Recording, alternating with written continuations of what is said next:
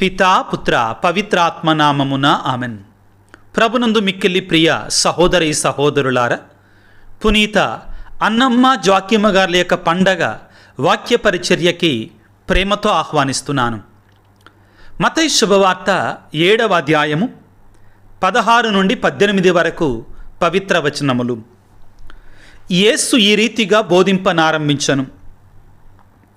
వారి క్రియలను బట్టి మీరు వారిని తెలుసుకొందురు. ముండ్ల పొదల నుండి ద్రాక్ష పండ్లు, తుప్పల నుండి అత్తి పండ్లు లభించునా?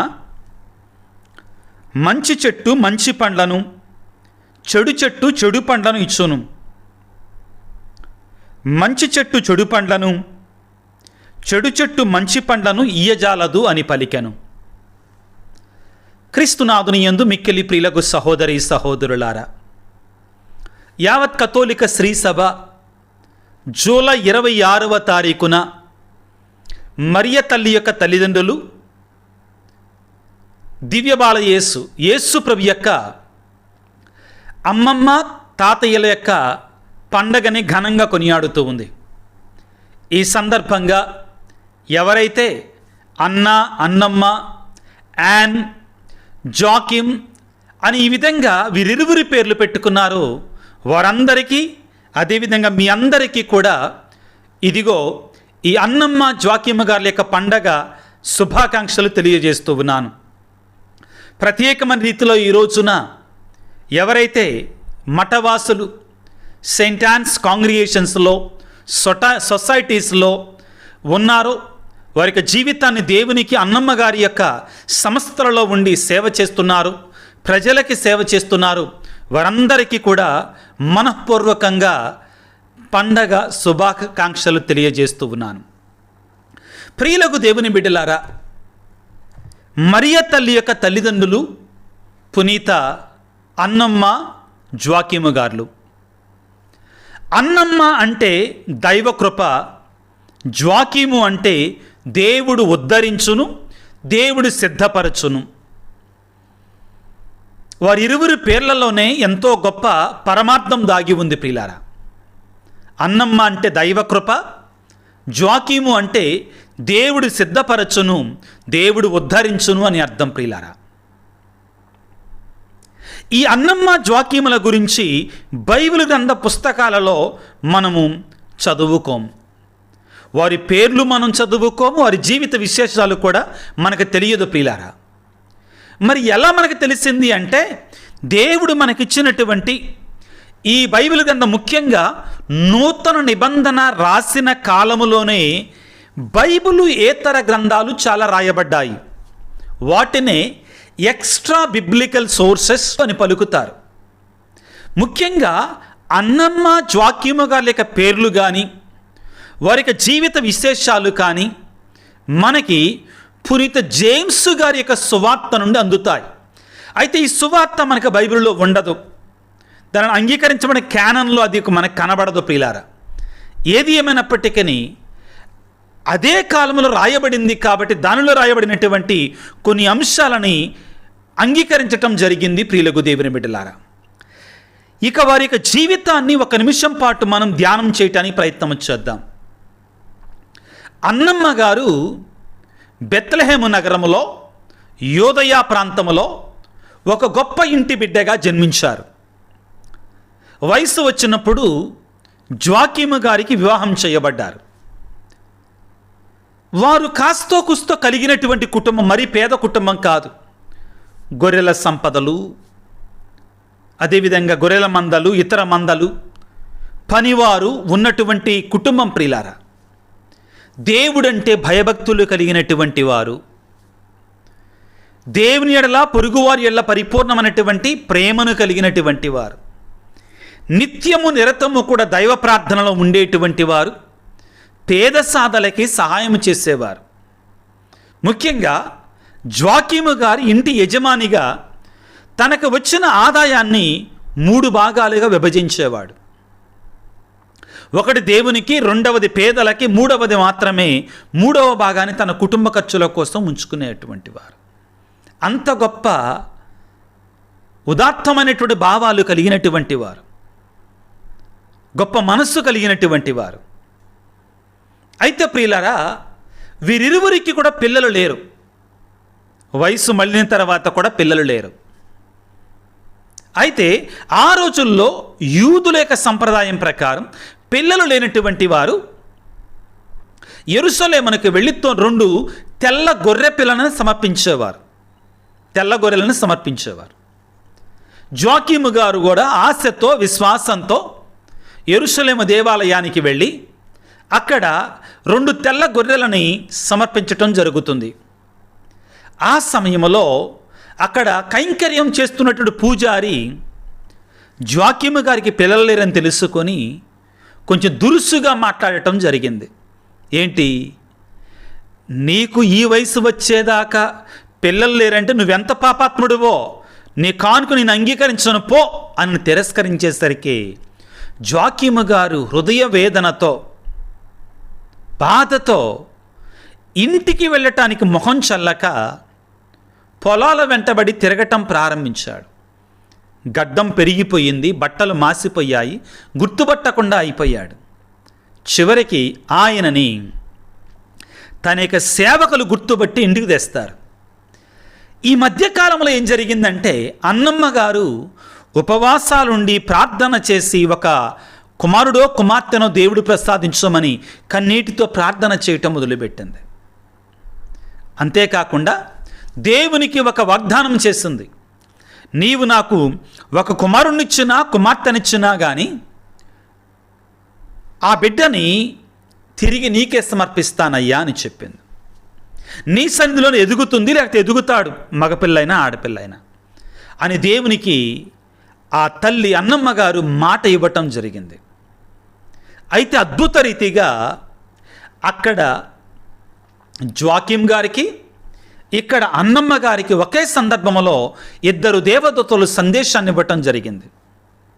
ఏమిటి, మీరిద్దరూ కూడా యెరూషలేములో ఉన్నట్టు గోల్డెన్ డోర్, బంగారపు ద్వారము అనే ద్వారం దగ్గరికి వెళ్ళండి, అక్కడ మీరిద్దరే కలుసుకోండి, అక్కడ మీకు ఒక శుభవర్తమానం అందించబడుతుంది. ఏమిటి అంటే, మీకు ఒక పండంటి పాప కలుగుతుంది అని తెలియజేస్తారు. ఈ రీతిగా వారిరువురు కూడా మరలా యెరూషలేము నగరములో ఉన్నటువంటి గోల్డెన్ డోర్, బంగారపు ద్వారం దగ్గరికి వెళ్ళి అక్కడ కలుసుకోవటం జరిగింది. అయితే దేవుని కృప వలన, దేవుని యొక్క మహాకృప వలన వృద్ధాప్యముల ప్రియులారా, ఇదిగో అన్నమ్మ జోకీములకి పండంటి బిడ్డ కలిగింది. 3 సంవత్సరాలు అయిన తర్వాత అన్నమ్మ గారు దేవునికి మాట ఇచ్చిన ప్రకారం మరియ తల్లిని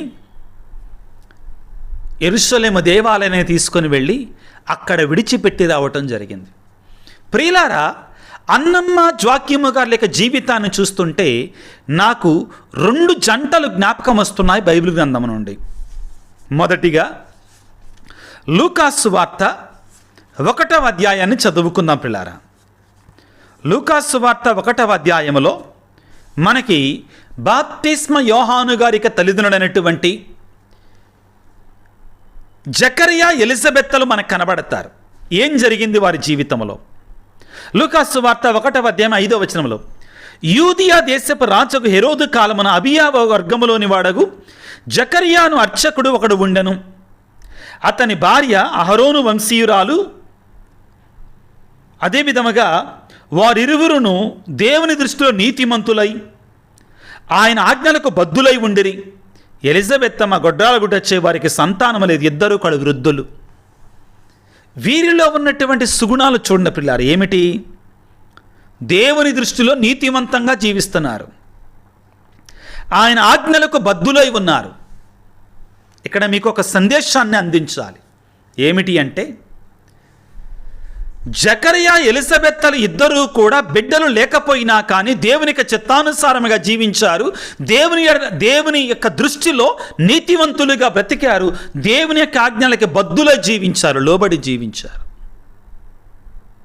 కాబట్టి ప్రియులారా, జకరియా ఎలిజబెత్తమ్మలకి దేవుడు ఇటువంటి కుమారుడిని వల్ల అద్భుత రీతిగా యేసు ప్రభువుకి జ్ఞానస్నానాన్ని ఇచ్చేటువంటి, యేసు ప్రభు యొక్క మార్గాన్ని సుగమం చేసేటువంటి మహా గొప్ప ప్రవక్త అయినటువంటి పాత నూతన నిబంధనలకి బ్రిడ్జ్ మధ్యవర్తి అయినటువంటి బాప్తిస్మ యోహాను గారిని వరాన్నిచ్చాడు. వరపుత్రుడిని ప్రసాదించారు, కారణ జన్ముడిని ప్రసాదించారు. ఏమిస్తుంది ఈ సందేశం? ఏ రీతిగానైతే జకరియా ఎలిజబెత్ అమ్మలు దేవునిలో భయభక్తులు కలిగి నీతివంతమైన జీవితాన్ని జీవిస్తూ దేవుని యొక్క ఆజ్ఞానుసారముగా జీవించారో, దేవుని చేత నీతిమంతులుగా ఎంచబడ్డారో, అటువంటి వారు ప్రియులారా, అటువంటి వారి యందు దేవుడు ఒకవేళ అద్భుతాలు ఆలస్యం చేసినా కానీ అసలు ఇవ్వకుండా మాత్రం ఉండడు. ఒకవేళ అటువంటి వారి జీవితంలో దేవుడు ఆలస్యం చేస్తున్నాడు అంటే ఒక గొప్ప అద్భుతాన్ని తయారు చేస్తున్నాడని గుర్తుపెట్టుకోవాలి. మనం నీతివంతంగా బ్రతుకుతున్నా కానీ, దేవుని చిత్తానుసారమైన కోరికలు కోరుతున్నా కానీ, అయినా కానీ దేవుడు ఆలస్యం చేస్తున్నాడు అంటే దేవుడు మనం కోరుకున్న దానికంటే, ఊహించిన దానికంటే గొప్ప అద్భుతాన్ని చేయటానికి సిద్ధపడుతున్నాడు. పరీక్షిస్తాడేమో కొంతవరకు, కాదంటల్లా. కానీ ప్రియులకు దేవుని బిడ్డలారా, బాప్తిస్మ యోహాను గారి తల్లిదండ్రులైనటువంటి జకరియా ఎలిజబెత్ అమ్మల జీవితంలో అద్భుతాన్ని చేసినట్లుగానే మరియ తల్లి యొక్క తల్లిదండ్రులైనటువంటి అన్నమ్మ జ్వాకీముల విషయంలో కూడా దేవుడు చేశాడు. ఆలస్యం చేశాడు కానీ ప్రియులకు దేవుని బిడ్డలారా, మహా గొప్ప అద్భుతాన్ని చేశాడు. ఏమిటి? దేవుని తల్లి అయిన మరియకే జన్మనిచ్చేటువంటి గొప్ప ఆశీర్వాదాన్ని ఇచ్చాడు. నీతిమంతుల జీవితంలో దేవుడు కొంచెం ఆలస్యం చేశాడంటే గొప్ప అద్భుతాన్ని చేయబోతున్నాడని అర్థం ప్రియులారా. ఇక్కడ రెండు మాటలు గుర్తుపెట్టుకోవాలి. ఏమిటి అంటే అయితే నీతివంతంగా ఉండాలి, దేవుని దృష్టిలో దేవుని యొక్క ఆజ్ఞలకి కట్టుబడి జీవించాలి. సమూవేలు మొదటి గ్రంథం 1వ అధ్యాయంలో ప్రియులారా, మనం మరొక జంటను చూస్తూ ఉంటాం. ఏమిటి? ఎవరు? ఎల్కానా హన్నా ప్రియులారా. ఎల్కానాకి వేరొక భార్య ఉంది, దాని గురించి మనం మాట్లాడుకోవట్లేదు ఇప్పుడు. కానీ హన్నాకి పిల్లలు లేరు. సూటిపోటి మాటలు. ఆలస్యం చేశాడు దేవుడు, కన్నీటితో మొరపెట్టి ప్రార్థన చేస్తుంది, వేడుకుంది ప్రియులారా. దేవుడు ఆమె మొరని ఆలస్యంగా అయినాకనే ఆలకించాడు. ఇటువంటి కుమారుణ్ణి వల్ల సమూవేలు ప్రవక్త అంతటి గొప్ప ప్రవక్తని ఇదిగో అన్నాకి ప్రసాదించాడు. ప్రియులకు దేవుని బిడ్డలారా, ఏ విధంగా హన్నా కూడా తన కలిగినటువంటి సమూవేలుని 3వ సంవత్సరంలో 3 నాళ్ళు నిండిన తర్వాత, పాలు మరిసిన తర్వాత దేవుని సన్నిధి తీసుకుని వచ్చి అక్కడ దేవుని యొక్క సాన్నిధ్యంలో అర్పిస్తుంది. అయితే ఇక్కడ ఆశ్చర్యం ఏంటంటే ప్రియులారా, అన్న ఒక కుమారుని మాత్రమే కోరుకుంది. కానీ ఆమె జీవితంలో ఏం జరుగుతుందంటే, సమూవేలు మొదటి గ్రంథము 2వ అధ్యాయం 21వ వచనములో, యావే అనుగ్రహములను అన్న మరలా 3 బిడ్డలను, 2 మగబిడ్డలను, 3 మగబిడ్డలను, 2 ఆడబిడ్డలను కనెను. ఇంతలో సమూవేలు ప్రభువు ఎదుట పెరిగి పెద్దవాడయ్యను. ప్రియులకు దేవుని బిడ్డలారా, చూడండి దేవుని యొక్క దీవెనలు ఎలా వస్తాయి. ఎప్పుడు మనం దేవుని యొక్క చిత్తానుసారంగా జీవిస్తూ, నీతివంతంగా బ్రతుకుతూ, దేవుని యొక్క కట్టుబాట్లకు లోబడి జీవిస్తూ ఉన్నట్లయితే, దేవుడు ఒకవేళ మన జీవితంలో ఆలస్యం చేసినా కానీ అద్భుతాన్ని చేయబోతున్నాడు అనే సత్యాన్ని మనం గుర్తుపెట్టుకోవాలి. అదే అన్నమ్మ జ్వాకీముల జీవితంలో ఆ జీవితం నుండి మనం నేర్చుకోవలసింది. వారు వృద్ధాప్యానికి వచ్చినా కానీ దేవునికి లోబడి జీవించారు, దేవుని నుండి దూరము కాలేదు ప్రియులారా. దానిని మనందరం నేర్చుకోవాలి. ఈనాడు ప్రియులారా, యావత్ కథోలిక స్త్రీ సభ అన్నమ్మ జ్వాకీమ గారి యొక్క మహోత్సవాన్ని కొనియాడుకుంటుండగా మరొక ముఖ్యమైన అంశాన్ని మనం ధ్యానం చేసుకోవాలి. ఏమిటి అది అంటే, ఇప్పుడున్నటువంటి మన పరిశుద్ధ ఫ్రాన్సిస్ పాపు గారు ఈ పండగని వృద్ధుల యొక్క మహోత్సవంగా కొనియాడాలి అని చెప్పారు. 2021వ సంవత్సరంలో ఈ జూలై 26వ తారీఖు తర్వాత వచ్చే ఆదివారాన్ని అమ్మమ్మల, తాతయ్యల, నాయనమ్మల యొక్క పండగగా కొనియాడుకోవాలి అని ఈ పండగను ఏర్పాటు చేశాడు, ధ్యానాంశంగా ఇచ్చాడు. కారణం ఏమిటి అంటే ప్రియులారా, ఈ ఆధునిక ప్రపంచంలో వృద్ధులు అనేటువంటి వారిని పనికిరాని వారిగా చూడటం ప్రారంభిస్తుంది మానవాళి. కుటుంబాలు ఉమ్మడి కుటుంబం నుండి చిట్టి కుటుంబములాగా, చిరు కుటుంబములాగా మారిపోయాయి. కాబట్టి వృద్ధుల ఎడల లెక్కలేనటువంటి భావం ఏర్పడుతుంది. కాబట్టి ఫ్రాన్సిస్ పాపు గారు క్రైస్తవ లోకానికి ఇచ్చే సందేశం ఏమిటి అంటే, వృద్ధులు కూడా విలువైనటువంటి వారే. అన్నమ్మ జోక్యముల యొక్క మహోత్సవాన్ని మనం కొనియాడుకుంటుండగా మన కుటుంబంలో ఉన్నటువంటి, మనకు తెలిసినటువంటి వృద్ధులను మనం ఏ విధంగా చూసుకుంటున్నాం, వారిని కొనియాడుతున్నాం ప్రియులారా. యేసు ప్రభు యొక్క అమ్మమ్మ, తాతయ్య, అదేవిధంగా క్రైస్తవులమైన మనకు జన్మనిచ్చినటువంటి పెద్దలు, వారు ఎంత వృద్ధాప్యములో ఉన్నా కానీ వారిని గౌరవభావంతో చూడాలి. పాపుగారు ఏమంటారంటే, వారి యొక్క అనుభవం అనేటువంటిది ఈ లోకానికి కావాలి. The world needs their experience, they can teach us a lot. ఆయన ప్రసంగాలలో చాలా గొప్ప విషయాలు చెప్పారు. వృద్ధులు మానవాళికి ఏం చేయగలరు, ముఖ్యంగా కుటుంబాలలో పిల్లలకి చాలా దగ్గరగా ఉండగలరు. పిల్లలకు ఎన్నో నీతి మాటలు, అదేవిధంగా ఉపయోగకరమైన కార్యాలు వాళ్ళు చెప్పగలరు. కానీ దురదృష్టం ఏమవుతుందంటే, ఈ రోజుల్లో భార్యాభర్త ఇద్దరు కూడా పిల్లలు అమ్మమ్మ, తాతయ్య దగ్గర రా పక్కగా పోదా, అది మంచిది కాదు పిల్లారా. అదేవిధంగా వృద్ధాప్యంలో ఉన్న తల్లిదండ్రులను చూసుకోవాల్సిన బాధ్యత మన మీద ఉంది అనే సత్యాన్ని ఈ పండగ రోజున పరిశుద్ధ ఫ్రాన్సిస్ పాపు గారు మనందరికీ జ్ఞాపకం చేస్తున్నారు పిల్లారా. కుటుంబ విలువలు మంట కలిసిపోతున్న ఈ రోజుల్లో, వృద్ధులంటే లెక్క లేకుండా ఉంటున్నట్టు ఈ రోజుల్లో ఫ్రాన్సిస్ పాపు గారు మరొకసారి అన్నమ్మ జోక్యమ్మ గారి యొక్క పండగ రోజున మన బాధ్యతను ఒకసారి గుర్తు చేసుకోమని చెప్తున్నాడు. ప్రభువు పలికినట్లుగా మనం ఏ కొలతతో కొలుస్తామో అదే కొలతతో మనకు కూడా కొలవబడుతుంది ప్రియులారా. ఎస్, వృద్ధులు కదా, తెలివి లేనటువంటి వారు, వాళ్ళదేముందని తీసి పడవేయకూడదో.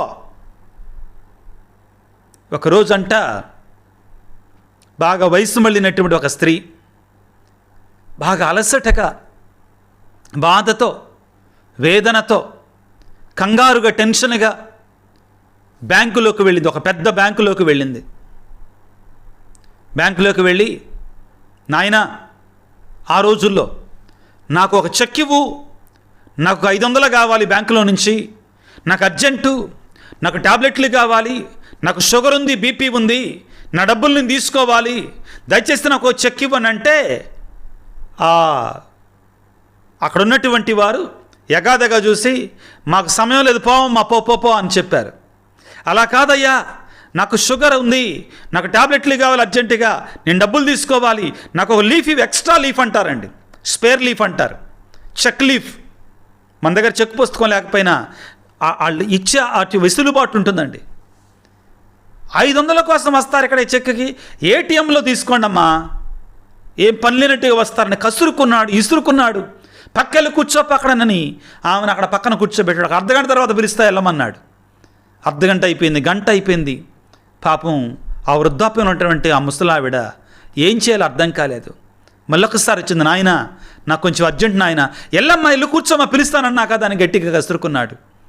వెళ్ళి కూర్చున్నటువంటి ఆవిడకి ఒక్కసారిగా కోపం వచ్చింది. వృద్ధాప్యంలో ఉన్నట్టు తల్లి ఏకాయికిగా బ్యాంకు మేనేజర్ దగ్గరికి ఇసురుగా నడుచుకుంటా వెళ్తుంది. అక్కడ ఉన్నటువంటి వాచ్మ్యాన్ బరాబరా వీళ్ళమ్మ ఆగమ్మా, ఆగేది లేదు, గీగేలేదు, పోవాయా అనుకుంటా ఆ పెద్ద ఆవిడ మేనేజర్ గారి దగ్గరికి వెళ్ళింది. మేనేజర్ దగ్గరికి వెళ్ళిన తర్వాత, అమ్మా మీరు ఇలా రాకూడదమ్మా, మీరు ఎలా వస్తారు, ఇలా మీరు రాకూడదండి అని ఆయన కూడా కసురుకోపోయేసరికి మేనేజర్ గారు, నా అకౌంట్లో 50 లక్షలు ఉన్నాయి, ఆ 50 లక్షలు నాకు ఇప్పుడు కావాలి, మీరేం చేస్తారో నాకు తెలియదని చెప్పింది. ఒక్కసారిగా మేనేజర్ గారు కూర్చున్నాడు, అలా లేచి నిలబడి చేతులు కట్టుకున్నాడు. మేడం గారు మీకు 50 లక్షలు ఉన్నాయా? 50 లక్షలు ఉంటే కూర్చోండి మేడం గారు అని కూర్చోబెట్టాడు. కూర్చోబెట్టి ఎవడైతే అర్ధగంట గంట కూర్చోయ్ ఇటు రావయ్యా, త్వరగా చెక్ లీవ్ తీసుకురా, రాసిపెట్టి సంతకం చేయొచ్చు మేడం గారితో అని మేడం గారితో సంతకం చేయించాడు. సంతకం చేయించిన తర్వాత ముందు నాకు టాబ్లెట్స్ తీసుకురండి అని చెప్పింది. టాబ్లెట్స్ తీసుకొచ్చారు, వాళ్ళు తీసుకొచ్చారు, ఆమెకి ఇస్తారు. ప్రశాంతం కూర్చొని డబ్బులు మొత్తం లెక్క పెట్టి ఇవ్వమన్నది. ఆ గంట, అరగంట, 2 గంటలు వాడు లెక్క పెడతా ఉన్నాడు. డబ్బులు మెషిన్లోనే తెస్తున్నాడు, లెక్క పెడుతున్నాడు 50 లక్షలు. అంతా అయిపోయిన తర్వాత వాటిల్లో నుంచి ఈవిడ నాకు కావాల్సిన ఒక 500 తీసుకొని మిగిలినవన్నీ మళ్ళీ నా బ్యాంకులో వేసేసామని చెప్పింది. మిగిలిన వాటిని మళ్ళీ నా బ్యాంకులో వేసేసేయమని. సరే మేడం గారు అని చెప్పాడు. మళ్ళీ బ్యాంకులో వేసాడు చచ్చినట్టుగా. ప్రియులారా, వృద్ధులను మనం తక్కువ అంచనా వేయకూడదండి. ఇదే పాపుగారు చెప్పేది. ఇదే అన్నమ్మ జోక్యముల పండగ రోజున, పునీత అన్నమ్మ జోక్యము గారుల యొక్క పండగ రోజున మనందరం నేర్చుకోవాల్సినటువంటి వేద సత్యం. ప్రియులారా, ఇదిగో ఈరోజు మనం చదువుకున్న వాక్యం ఏమని చెప్తుంది? మత్తయి శుభవార్త 7వ అధ్యాయము 16వ వచనంలో, వారి క్రియలను బట్టి మీరు వారిని తెలుసుకొందురు. ముండ్ల పొదల నుంచి ద్రాక్ష పండ్లు రావు, తుప్పల నుండి అత్తి పండ్లు రావు. మంచి చెట్టు మంచి పండ్లను, చెడు చెట్లు చెడు పండ్లను ఇచ్చును. ఈ రోజున అన్నమ్మ జోక్యమ్మ గారి యొక్క పండగని మనం కొనియాడుకుంటూ వారు ఎంత మంచివారు అని మనకి ఎలా అర్థమవుతుందంటే, వారు కాసినటువంటి పండు, వారు లోకానికి ఇచ్చినటువంటి పండు, అన్నమ్మ జోక్యములు అనేటువంటి చెట్టు కాసిన పండు మరియ తల్లి. పిల్లారా, మరియ తల్లిని దేవుడు పిల్లారా తన కుమారునికి జన్మనివ్వటానికి అర్హురాలిగా ఎంచాడు. అటువంటి గొప్ప స్త్రీమూర్తిని కన్నటువంటి వారు నిజంగా ధన్యులు. వారు మంచి చెట్టు. ప్రియులకు దేవుని బిడ్డలారా, ఈనాడు పునీత అన్నమ్మ జోక్యమ్మ గారి యొక్క పండగను మనం కొనియాడుకుంటుండగా ప్రియులారా, యావత్ ప్రపంచంలో ఉన్నటువంటి క్రైస్తవులందరము కూడా తల్లిదండ్రుల ఎడల మనకున్నటువంటి బాధ్యతలని మనం ఎన్నడూ కూడా మరవకూడదు. ప్రియులకు దేవుని బిడ్డలారా, ప్రియులకు దేవుని బిడ్డలారా, సిరాకు పుత్రుడైన యేసు రాసిన జ్ఞాన గ్రంథములో తల్లిదండ్రులను గౌరవిస్తే ఎటువంటి దీవెనలు వస్తాయి, తల్లిదండ్రుల ఎడల మనం లెక్కలేనటువంటి తనం చూపిస్తే ఎటువంటి అనర్థాలు వస్తాయి అనే విషయాన్ని మనం సిరాకు పుత్రుడైనటువంటి యేసు రాసిన జ్ఞాన గ్రంథము 3వ అధ్యాయంలో 1 నుంచి 16 వచనాలు మనం చదువుకుంటాం. పిల్లారా, బిడ్డలారా, మీ తండ్రి అయిన నా పలుకులు ఆలింపుడు, నేను చెప్పినట్లు చేసినచో మీకు భద్రత కలుగును. బిడ్డలు తమ తల్లిదండ్రులను గౌరవించవలేను, తమ తల్లికి విధేయులై ఉండవలనని దేవుని కోరిక. తండ్రిని గౌరవించేవాడు తన పాపాలకు ప్రాయశ్చిత్తం చేసుకుంటాడు. తల్లిని సన్మానించువాడు గొప్ప నిధిని పొందుకుంటాడు. ప్రియులారా, తల్లిని తండ్రిని గౌరవప్రదంగా చూసుకున్నటువంటి వాడు ఎన్నటికీ కూడా చెడిపోడు, దేవుని కృపను సమృద్ధిగా పొందుతాడు. నీవు నీ తల్లిదండ్రులను జాగ్రత్తగా చూసుకుంటే నిన్ను కూడా నీ పిల్లలు జాగ్రత్తగా చూసుకుంటారు. ఈనాడు యావత్ ప్రపంచంలో ఉన్నటువంటి వయస్సు మళ్ళినటువంటి జీవితాన్ని జీవిస్తున్నటువంటి, ముఖ్యంగా బిడ్డలు ఎంతోమంది ఉన్నా, కుమారుడు కుమార్తెలు ఎంతోమంది ఉన్నా, ఎవరూ కూడా లేనటువంటి దిక్కు లేనటువంటి వారిగా ఉన్నటువంటి తల్లుల కొరకే తండ్రుల కొరకే మనందరం ప్రార్థన చేద్దాం. దేవుడు వారిని దీవించాలని, వారికి కావాల్సిన ఆదరణను ప్రసాదించమని, శాంతిని సమాధానం ఆ వయస్సు మళ్ళినటువంటి జీవితంలో ప్రసాదించమని ఆ దేవాతి దేవుని తలలో ఉంచి ప్రార్థన చేసుకుందాం. సర్వశక్తిమంతుడా, సర్వోన్నతుడా, ప్రేమమయుడా, నీ ప్రేమగల పాదాలకు వందనాలు, స్తుతులు, స్తోత్రాలు. తండ్రి, ఈనాడు యావత్ కథోలిక స్త్రీ సభ పునీతులైనటువంటి అన్నమ్మ జోక్యమ్మ గారి యొక్క పండగను కొనియాడుకుంటుండగా ఈ వాక్య పరిచయలో పాల్గొనని బిడ్డలను దీవించండి, ఆశీర్వదించండి. ముఖ్యంగా తండ్రి, అనారోగ్యముతో బాధపడుతున్న బిడ్డలను నీ గాయపడిన హస్తాలతో తాకి స్వస్థపరచండి. కుటుంబాలలో శాంతిని సమాధానం దాయిచ్చేయండి. వివిధ రకాల ఇబ్బందులతో, శ్రమలతో, కష్టాలలో ఉన్నటువంటి వారికి మీ ధైర్యాన్ని సమృద్ధిగా ప్రసాదించమని ఈ వాక్య పరిచయలో పాల్గొంటూ మా కొరకు ప్రార్థించండి అని మెసేజ్లు పెట్టిన ప్రతి బిడ్డను దీవించమని, ఆశీర్వదించమని అన్నమ్మ, జ్వాకీం అనే పేర్లు పొందుకున్నటువంటి వారిని ప్రత్యేకంగా దీవించండి నాయన. అన్నమ్మ గారి పేరిట వెలిసినటువంటి మఠాలను, విద్యా సంస్థలను, వైద్య సంస్థలను ప్రత్యేకంగా దీవించండి. వారిలో సేవ చేస్తున్నటువంటి సిస్టర్స్ని, సిబ్బందిని అందరిని కూడా దీవించి ఆశీర్వదించమని, జ్వాకీం అనే పేరు పెట్టుకున్నట్టు వారందరిని దీవించమని మా ప్రభు అయిన క్రీస్తు ద్వారా వేడుకొనుచున్నాము తండ్రి, ఆమెన్. ప్రభువు మీతో ఉందురుగాక, మీ ఆత్మతో ఉందురుగాక.